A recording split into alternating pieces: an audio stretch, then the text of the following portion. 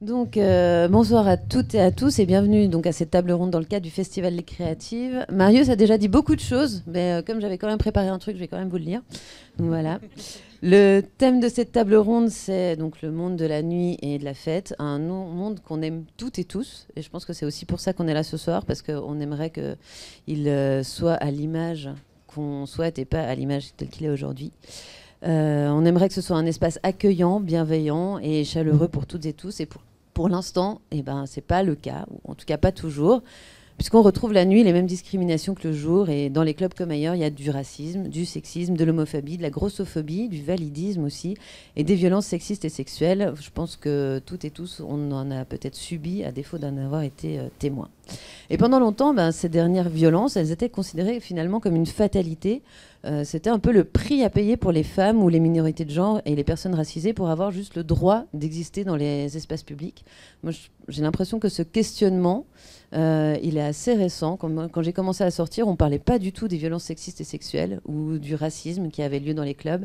Et je suis vraiment contente de voir ce discours émerger parce que le fait de le voir émerger, ça prouve aussi que c'est un premier pas pour pouvoir changer les choses. Donc, si on est là ce soir, déjà, c'est une bonne nouvelle.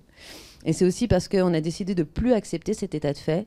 Alors on va justement donner la parole à des personnes qui ont décidé d'œuvrer pour rendre le monde de la nuit un peu meilleur, plus respectueux et plus sûr pour toutes et tous. Et puis on va essayer de s'appuyer sur vos expériences pour voir on peut finalement transformer en profondeur la culture du club et du monde de la nuit.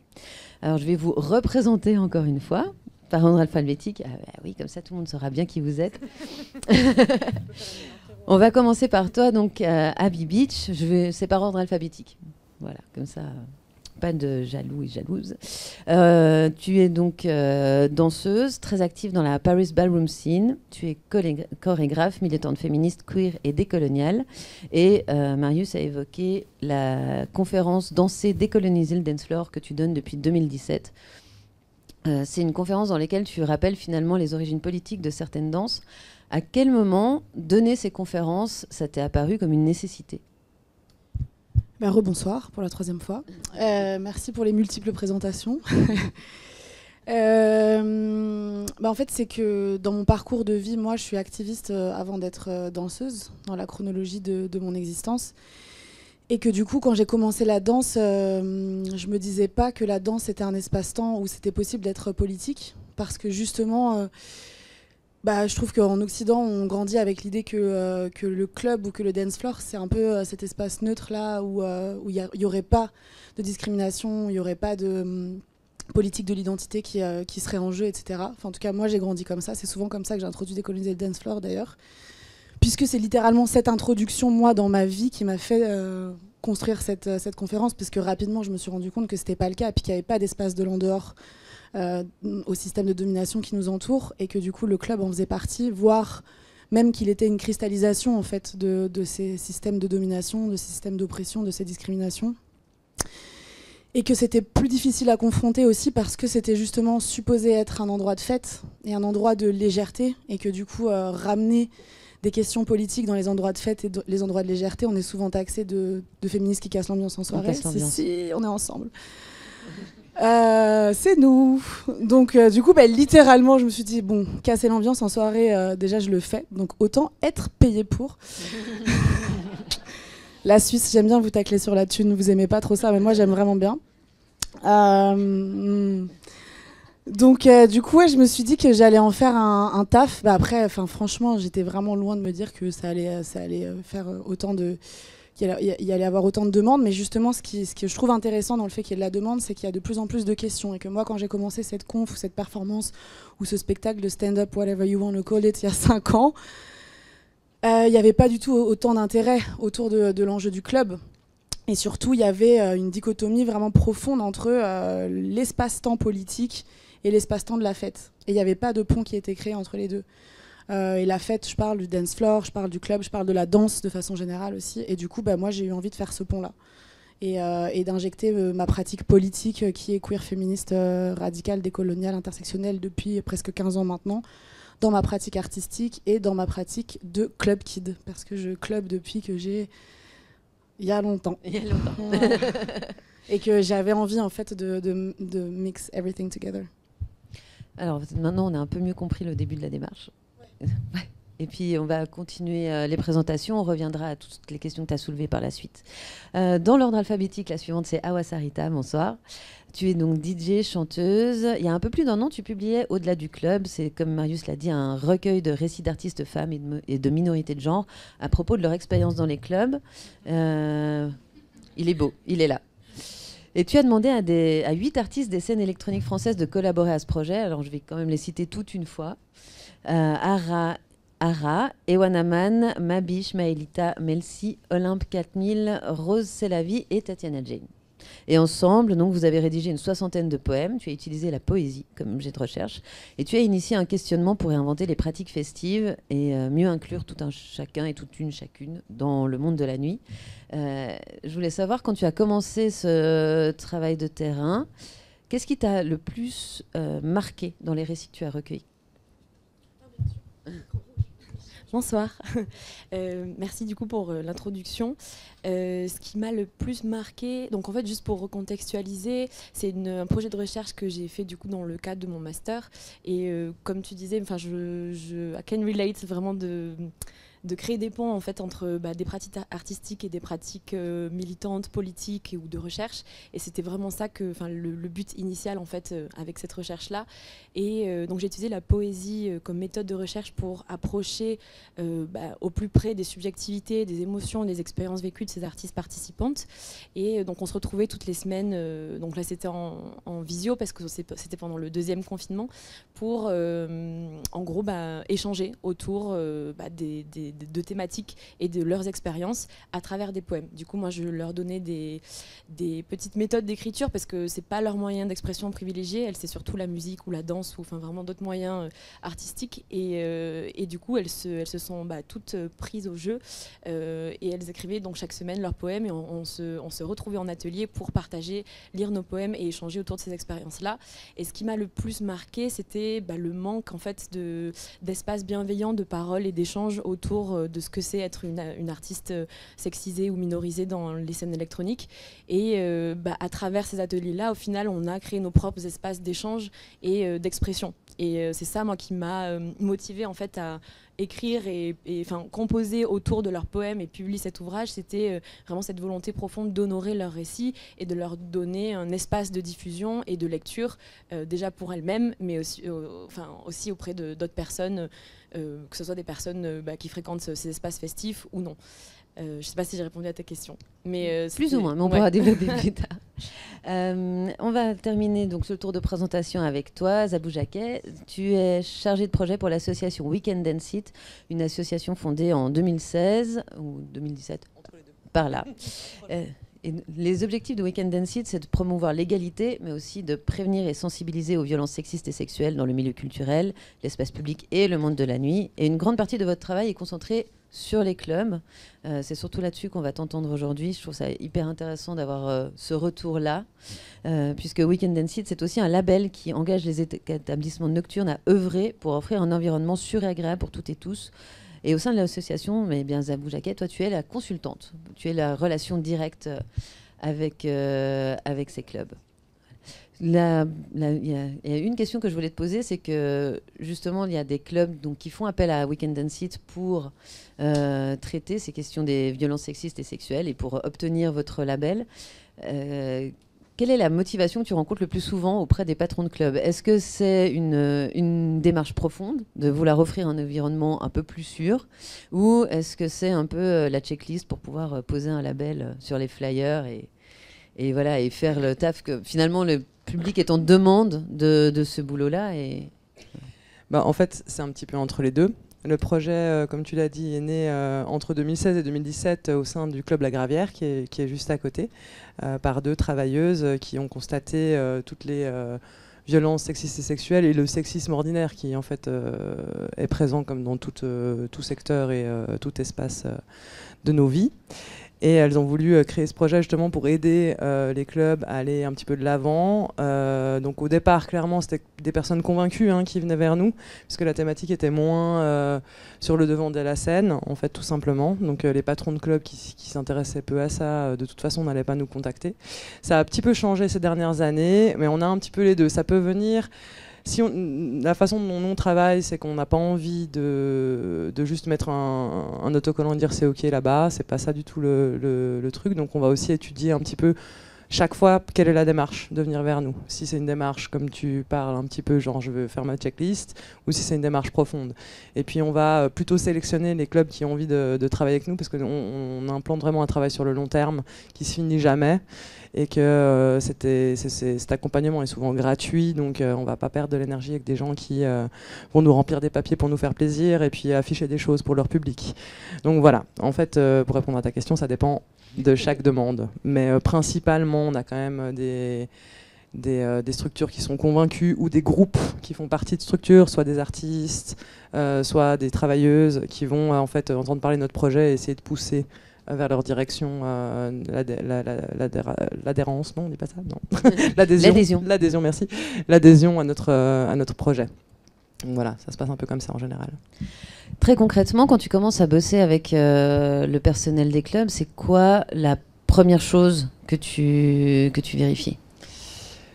On a des critères pour l'adhésion au label qui sont assez simples à rencontrer. On est sûr d'avoir au moins une femme dans le comité de direction, enfin au moins une femme dans chaque secteur, de faire attention à la programmation et à la représentativité des femmes et des minorités de genre dans la programmation. Voilà, c'est vraiment juste déjà c'est des critères d'intention finalement. Après, la première chose qu'on va faire, c'est sensibiliser tout le personnel. Vraiment aux questions. Alors, je ne vais pas rentrer dans le détail, ça va être long, mais on parle de comment on s'occupe de notre staff et de nos bénévoles, comment on programme, quelles violences sont rencontrées par notre public et par nous-mêmes, en fait. Et on va travailler, en fait, avec les clubs pour essayer d'améliorer les choses selon, en fait, les besoins qui sont un peu propres à chaque club, finalement. Il faudrait que vous preniez chacune un micro, parce que là, je sens que Sarah, elle voulait... Ah non, pas du tout. Tu ne voulais pas rebondir. Pardon. On parle donc de changer la culture qui règne dans les clubs, qui est quand même une culture qui est, on l'a déjà dit, pas mal bercée par le patriarcat ambiant. On parle donc de changer les comportements. Pour moi, c'est vraiment l'une des choses les plus compliquées à faire.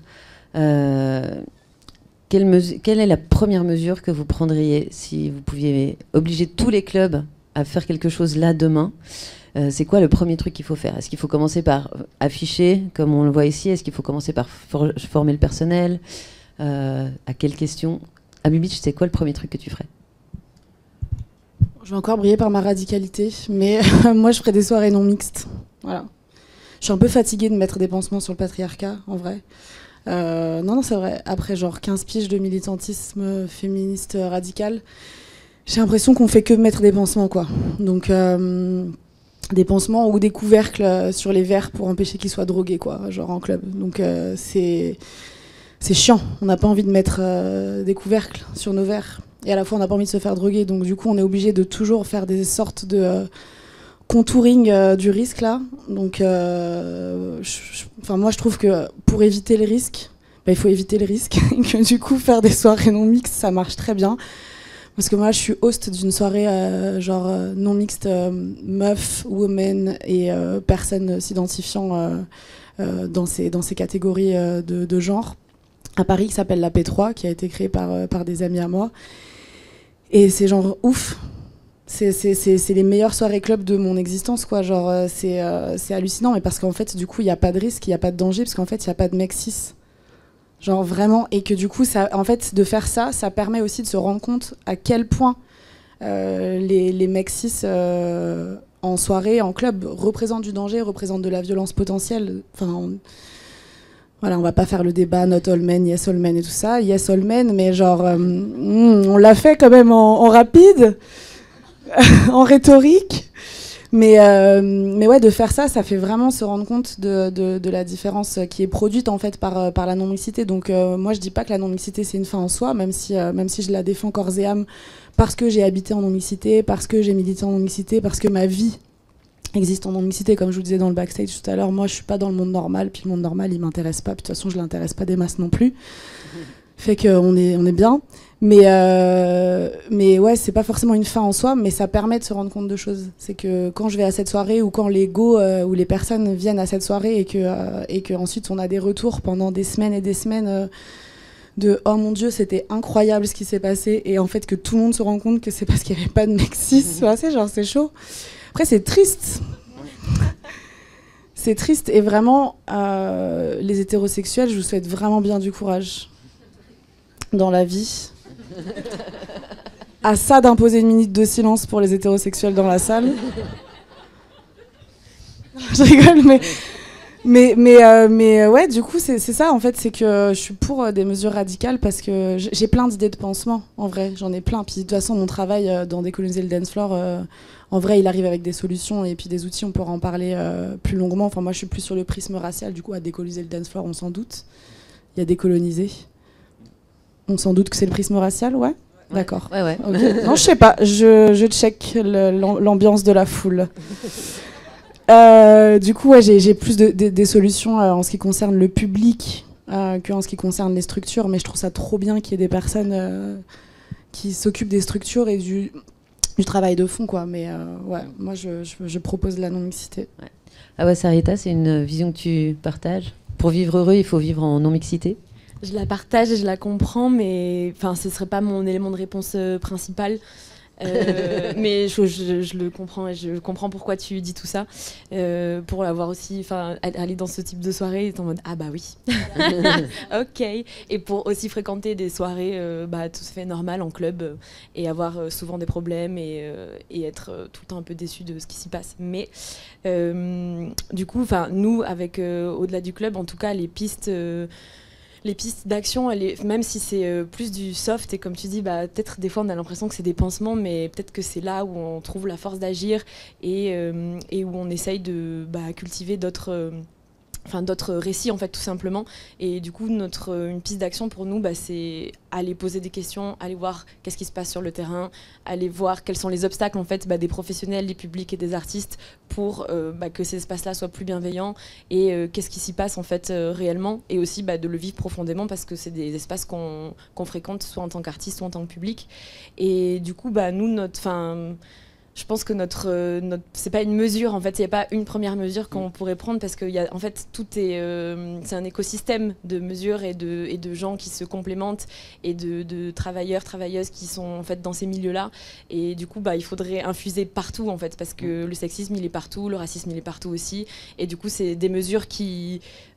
vraiment, une en implique une autre, tout est interrelié, mais du coup, notre travail principal, c'est vraiment aller sur diffuser, en fait, du contenu. Des fois, c'est un peu pédagogique et c'est chiant de faire de la pédagogie pour les autres aussi, mais du contenu, créer du contenu, du coup, comme dans le livre ou dans nos prochaines publications pour l'année 2023 qui arrive, et du coup, parler de ces thématiques-là, en fait, identifier les enjeux, faire des définitions qui sont certes subjectives, mais définir, en fait, quels sont les enjeux clés et pourquoi on en parle aujourd'hui et pourquoi ce sont des enjeux qui s'appliquent aux scènes électroniques, aux espaces festifs, aux scènes des musiques actuelles. Et voilà, en fait, c'est tout ce travail un peu d'essayer de dégager des valeurs antiracistes, antisexistes et antipatriarcales, quoi. Mais c'est lourd. Même moi, quand j'en parle, je me dis oh mon Dieu, tout ce qu'il y a à faire. C'est vaste. Ouais. Tu parlais justement de récolter des récits et d'identifier notamment les obstacles que les gens te rapportent qui empêchent les gens de se sentir tous bien accueillis sur un dance floor. Quels obstacles très concrètement tu as identifiés ? Là, c'est un projet de recherche qu'on a commencé cette année et je l'ai pris aussi parce que je suis studieuse.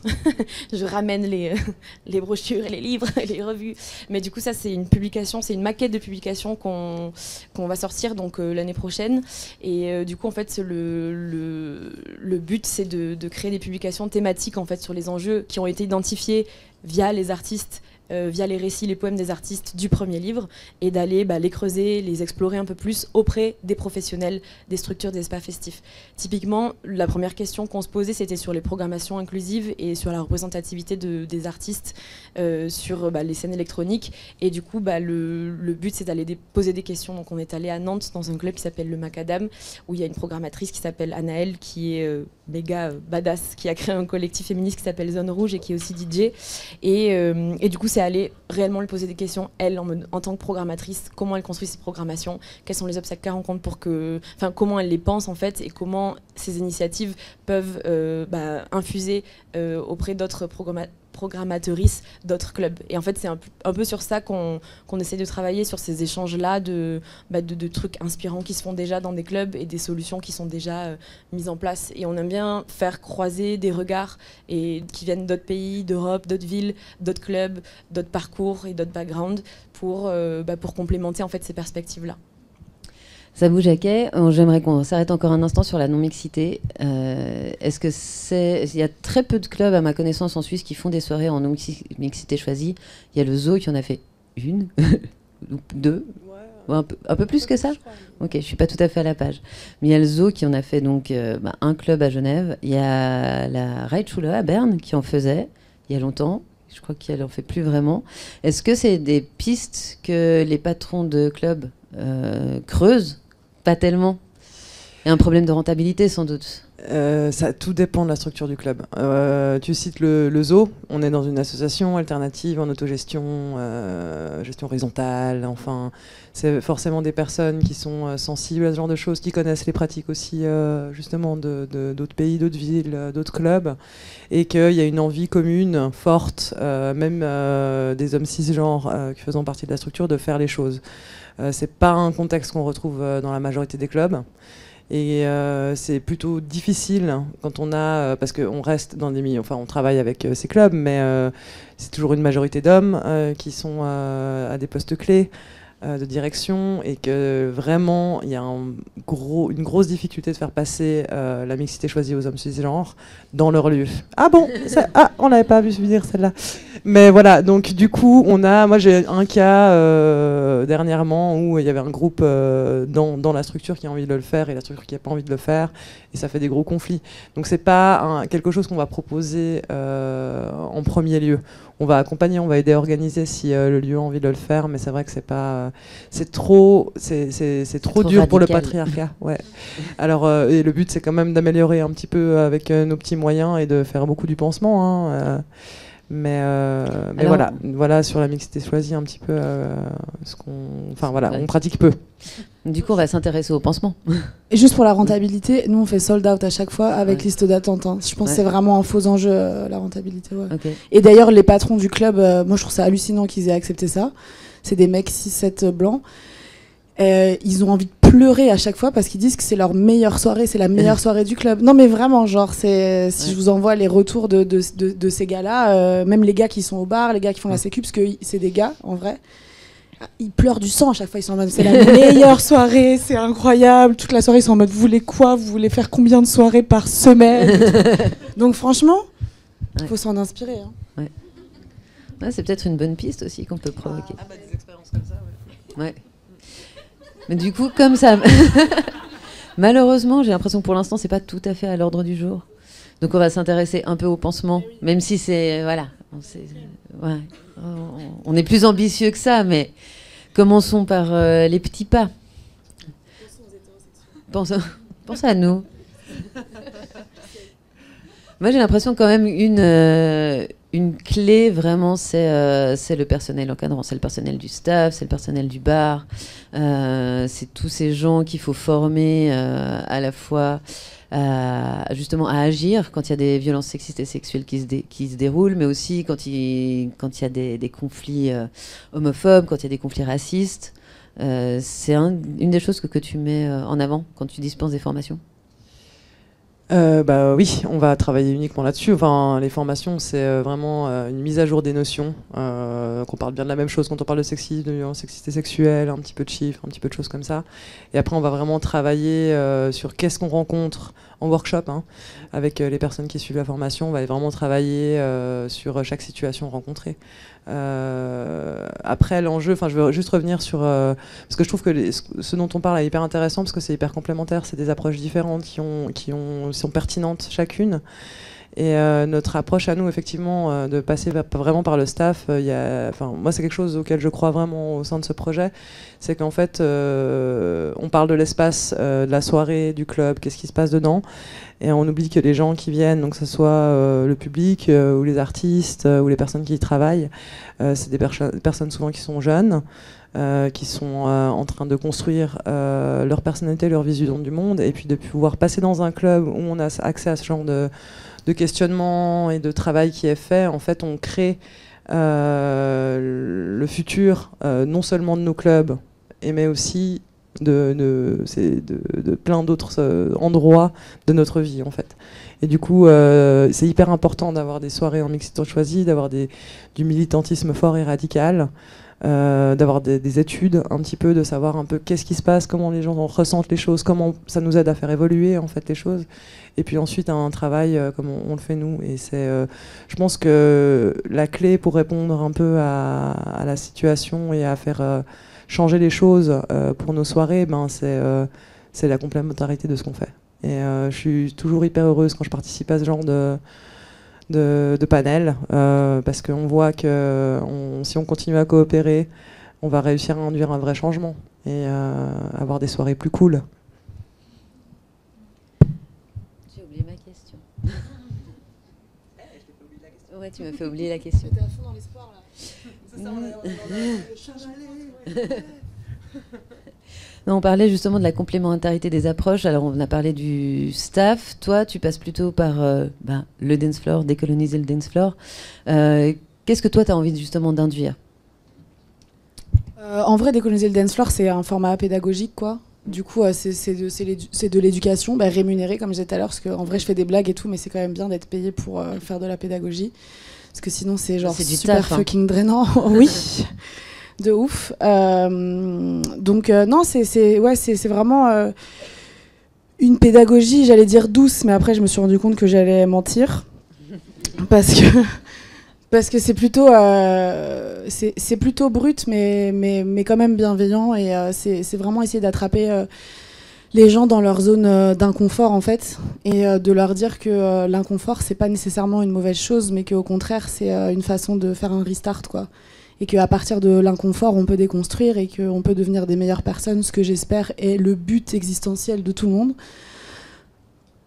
Encore une fois, full en délire, mais du coup, non, mais c'est ça, c'est vraiment un truc de bienveillance profonde, d'avoir envie de créer du mieux et du coup, moi, de m'atteler plutôt au public, parce que j'ai pas les moyens de toute façon, ni les réseaux, de m'atteler au fond des endroits où on sort, mais de parler aux personnes qui sortent. Et donc, du coup, comme c'est une conférence qui est quand même axée sur le prisme décolonial et le prisme racial, je parle beaucoup d'appropriation culturelle, parce que pour moi l'appropriation culturelle est une continuité du racisme systémique. C'est une de ces tentacules, et je trouve que c'est une de ces tentacules qui est la plus difficile à confronter, à identifier et à combattre. Et qu'en Europe, c'est vraiment une conversation qui est difficile. En France, c'est très difficile de parler de race, tout simplement. Donc c'est très difficile de parler des conséquences du racisme structurel. L'appropriation culturelle, c'est en mode rejet total, déni. Genre, ça n'existe pas en France. C'est vraiment très dur de produire, j'allais dire du savoir, on n'en est même pas là, mais de produire de la conscientisation autour de l'enjeu de l'appropriation culturelle, qui est la raison pour laquelle j'ai monté Décoloniser le dance floor. Parce que Madonna, c'est bon. Miley Cyrus, vous avez la ref ou pas ? Ouais. Ouais, Miley Cyrus aux Video Music Awards. La tentative de twerk. Qui danse. Moi, j'appelle ça du nwerk, personnellement. Parce que je refuse de lui attribuer ça. Sur Robin Thicke, en plus, moment méga gênant du racisme patriarcal, là. La concomitance de tout ce que tu as envie de voir. Moi, ce que je disais quand je fais Décoloniser le dance floor, quand j'ai des mauvais jours, je regarde cette vidéo. En 8 mégapixels, parce que toute la com de Miley Cyrus est en mode « retirez-la !» Mais je la regarde quand même, elle existe quand même, elle est repostée ad vitam aeternam. Mais ouais, voilà, Miley Cyrus qui fait ça, puis le lendemain, les journaux titrent « Miley Cyrus invente une nouvelle danse de poing, le twerk, MDR ». Comme dans les années Madonna, où Madonna sort Vogue, 91 je crois, et que les journaux titrent Madonna invente une nouvelle danse de point le Vogue. MDR bis repetita. Donc du coup voilà, moi ces trucs-là, je me disais il y a un truc là, il y a peut-être une similitude. Et puis j'ai eu envie de confronter, mais confronter en donnant des solutions, et du coup en donnant des trucs et astuces et des petits outils, et puis des... Quel outil par exemple arrêtez de le faire par exemple. Et ça souvent c'est un outil assez sympathique en même temps, c'est assez facile à faire, et pourtant tout le monde peut quand le faire. On y pense Ça devient clair, lumineux. Non, c'est vrai, c'est trop marrant à chaque fois comme question, genre, mais qu'est-ce qu'on pourrait ne pas le faire? Oui, mais non, girl, non. Tu fais pas. Ce que je réponds tout le temps, parce qu'on me pose. Bah alors moi, je suis devenue vraiment madame appropriation culturelle, là, donc on me pose toujours la question, genre, j'adore le couscous. Souvent, ça commence comme ça, c'est pas un bon départ. Je pourrais continuer, mais j'en ai vraiment 1000. Merci, j'en ai vraiment 1000 qui me viennent en tête, mais bon, bref. Du coup, moi, je réponds toujours que si vous vous posez la question, c'est que vous avez déjà la réponse, quoi. Genre, si tu te poses la question de est-ce que c'est une bonne idée de mettre une perruque de cheveux frisés pour aller en soirée, c'est que tu sais que c'est pas une bonne idée, tu vois, et que du coup, il faut pas le faire. Parce qu'on rigole, mais enfin, on le voit encore, quoi. Donc, ouais, là, à Paris, gare de Lyon. Il y avait un mec qui avait une perruque comme ça, j'étais en mode... Pardon ? Quel est ton projet de vie, Benjamin ? Pourquoi tu t'es en short et t'as cette perruque ? Arrête de vivre, peut-être. Donc arrêtez, c'est le premier conseil, c'est arrêter de faire les choses où vous savez qu'il y a une gêne et qu'il y a un inconfort. Et du coup, quand vous savez pas s'il y a un inconfort ou pas, bah, il y a Décoloniser le dance floor qui va vous énumérer toutes les zones d'inconfort possibles et imaginables et vous dire d'arrêter d'y aller, quoi. Voilà. On parle des espaces festifs. Les espaces festifs, c'est souvent des endroits, on le disait un peu avant en backstage, où les gens sont alcoolisés, où ils sont sous l'emprise de substances, où ils perdent un peu la raison. Est-ce que c'est le bon endroit pour militer ? Ah. Ah ouais, Sarita, peut-être ou... Oui, rapidement, mais moi, je dirais toujours que les espaces festifs et les espaces nocturnes, plus proche du micro, sont des espaces vraiment empouvoirants et ils ont un pouvoir transformateur vraiment immense. Et ça, c'est le fait d'être ensemble, le fait, on fait un constat aussi de ce qu'il y a, de ce qui s'y passe, et un constat forcément de toutes les choses négatives qu'on peut y voir, mais c'est aussi des espaces transformateurs. Et peut-être que je pense que tu en parleras vraiment mieux que moi, parce que du coup j'ai vu ta conférence à Lyon sur le festival où on était, et il y a toute cette partie où en fait tu rappelles l'histoire des dance floors. J'en dis pas plus parce que c'est trop important que tu le fasses, et que je pense que ça éclaire aussi vachement. Moi j'ai grave écouté quand tu retraces l'histoire, et à quel point en fait ces espaces-là sont vraiment immensément politiques, et qui viennent en fait des luttes politiques, parce que c'était des espaces nécessaires aux personnes qui en avaient besoin. Mais franchement je préfère te laisser parler dessus si jamais. T'as grave écouté ce moment-là, t'as écouté les autres aussi, ou tu précises juste parce que c'était le meilleur moment? Je rigole. Ouais, parce que ça illustre et que c'est pas que de la théorie, bah oui. Mais c'est vrai que c'est un gros paradoxe, c'est que les dance floors, même les discothèques, les soirées de musique électronique, vu qu'on parle plutôt de celle-là aujourd'hui, c'était vraiment aussi des espaces de lutte fréquentés par les gays, les noirs, et c'est quelque part, c'est un peu la popularité qui a tué l'esprit de la fête de ces lieux-là. Alors les personnes gays et les personnes noires, plutôt. Pardon. Non, c'est pas grave, on est ensemble. Mais ouais, c'est juste en fait de rappeler, parce que ta question c'est est-ce que les espaces festifs peuvent être des espaces de militance ou des espaces politiques. Pour moi, ça s'est posé la question dans le mauvais sens, dans la mesure où à la base, ces espaces-là sont des espaces politiques et des espaces de militance. Et qu'on a perdu en fait, on a perdu cette généalogie du dance floor de façon générale, ou en tout cas de l'espace-temps de création de la danse, que j'appelle le dance floor parce que j'adore les néologismes, encore plus quand j'invente de la sociologie, parce que ça devrait appartenir à tout le monde, la sociologie, bref. Mais du coup, je trouve que c'est poser la question dans le mauvais sens, entre guillemets. C'est pas un jugement de valeur ou quoi, c'est juste, au contraire, ce que je fais avec DLD, décoloniser le dance floor, c'est bon. DLD, ouais. Wouh! Donc, ce que je fais avec DLD, c'est de dire que cette question-là, elle devrait être posée à l'inverse, et de dire pourquoi ces espaces-là ne sont plus des espaces politiques, pourquoi ils ne sont plus des espaces de militance ou d'activisme ou d'affirmation ou de résistance, puisqu'ils l'étaient au départ, notamment la ballroom, qui est l'espace, qui est la scène du voguing, qui était foncièrement politique à sa création, puisque c'est un espace créé par et pour des personnes racisées, donc noires et latinex, LGBT, pas Q parce que ce serait anachronique, mais LGBT, pas mal en transition, pas mal de personnes en transition, précaires ou précarisés dans un New York de la fin des années 60, début des années 70, ou être à l'intersection, pun intended, à l'intersection de toutes ces identités-là, toutes ces discriminations-là, était super difficile et puis super lourd, et que du coup il y a une conscientisation en fait d'être à l'intersection de ces identités-là, ou en tout cas de ces systèmes d'oppression, et une lucidité sur la nécessité de créer un espace par et pour ces identités-là, pour rentrer en résistance en fait avec les identités de la domination.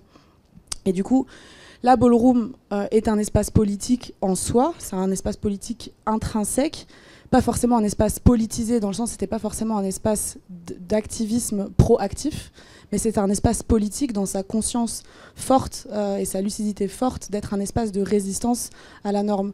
Et c'est pour ça, pour circle back to l'appropriation culturelle, c'est pour ça que c'est aussi violent l'appropriation culturelle. C'est pas parce que juste ça nous casse les couilles. Alors ça c'est point numéro 1 quand même, ça casse les couilles. Point numéro 2, en termes de violence symbolique, c'est lourd parce que les cultures ou les pans culturels qui sont appropriés sont des pans culturels qui revêtent des importances de résistance et de résilience qui sont très très forts et qui sont du coup déshabités et désincarnés par le processus d'appropriation. Est-ce que ça fait sens ça? Et du coup voilà, c'est ça en fait moi mon angle principal, c'est de réconcilier le dance floor, donc concept sociologique, avec l'espace politique et militant, quoi. Comment on arrive à faire ça concrètement en soirée? Ouais, bah oui, mais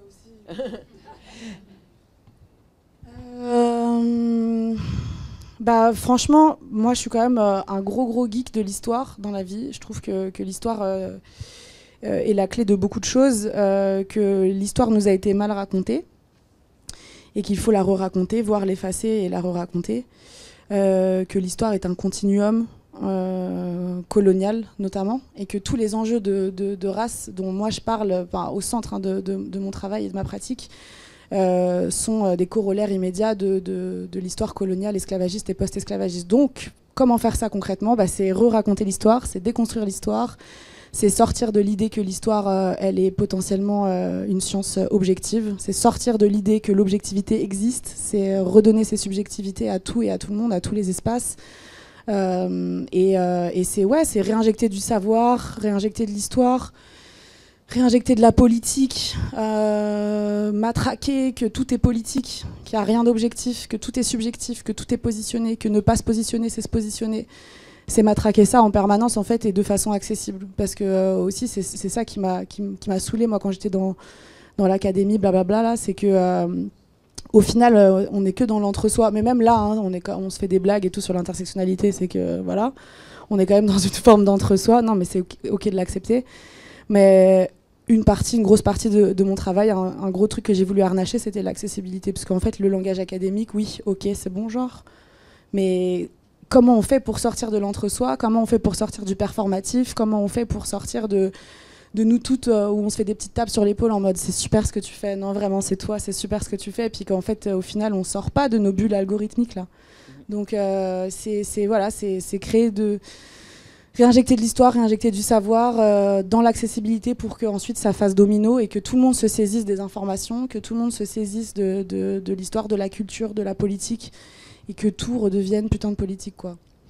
Donc en fait, finalement, pour décoloniser le dance floor, pour le féminiser, pour le rendre plus accessible, tout ça, ça va se passer en dehors des dance floors, presque, puisque c'est tout ce qu'il y a autour qu'il faut changer.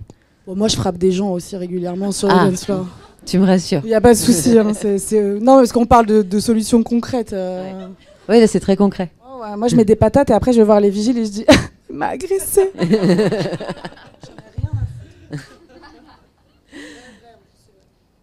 Je me tourne plutôt vers toi, du coup, Zabou Jacquet, puisque ne faites pas ça chez vous, vraiment, c'est réservé aux professionnels. On n'a pas de représentants des pouvoirs publics ce soir autour de cette table, mais toi, tu es peut-être celle d'entre nous qui est le plus en contact avec elles et avec eux. Est-ce que les responsables politiques, les responsables des services publics sont aujourd'hui sensibles à toutes les thématiques qu'on évoque ce soir? Et est-ce qu'il y a une volonté politique de fournir des moyens, et par là j'entends des sous, pour faire changer les choses? Alors, je peux parler uniquement pour Genève et un peu pour la Suisse. On a des budgets qui sont un peu plus gros qu'il y a quelques années en arrière. Hein. Il y a 5 ans, il y avait 0 francs, et puis maintenant, on arrive à trouver un petit peu de sous. Donc il y a une envie politique en Suisse claire pour ceux et celles qui sont suisses ici connaissent Confédération, canton, ville. Je pense qu'on a une bonne répartition du budget pour ces problèmes-là. Par contre, le dance floor, un peu moins, hein, parce que les politiques, ils y vont pas. Et puis en fait, on sait pas tellement ce qu'ils font la nuit. Ils font quoi là? Ils font des orgies, la non-mixité? Non. Donc, alors, oui, il y a des sous pour travailler contre les violences sexistes et sexuelles en général. Il faut se battre fort pour parler du milieu de la nuit. Et que, quand vous m'avez présenté, toi et Marius, vous parliez, notre association travaille sur l'espace public, le milieu de la nuit et puis la culture.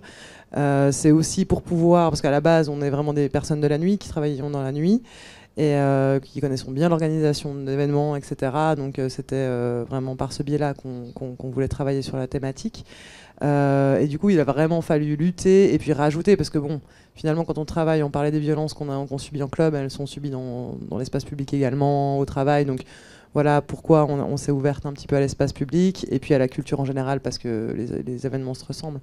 Mais du coup, c'est comme ça, c'est en parlant de culture avec un grand C, et puis en parlant d'espace public, qu'on commence à arriver à mieux convaincre et avoir d'argent pour ça.